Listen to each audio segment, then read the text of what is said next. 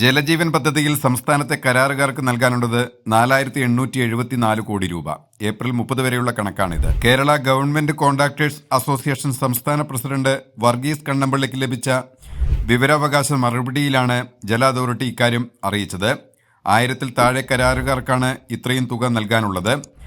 April വരെ 44,718.78 കോടിയുടെ പണികൾക്ക് ഭരണാനുമതി നൽകിയിരുന്നു. കേന്ദ്ര സംസ്ഥാന സർക്കാരുകൾ തുല്യവിഹിതം നൽകുന്ന പദ്ധതിയാണിത്. സംസ്ഥാന സർക്കാർ 5,951.89 കോടി നൽകിയപ്പോൾ കേന്ദ്ര സർക്കാർ 5,508.92 കോടി നൽകിയത്. പദ്ധതിയുടെ കാലാവധി 2024-ൽ അവസാനിച്ചപ്പോൾ ആദ്യം 1 വർഷം കൂടിയും പിന്നീട് 2028 വരെയും നീട്ടിയിരുന്നു.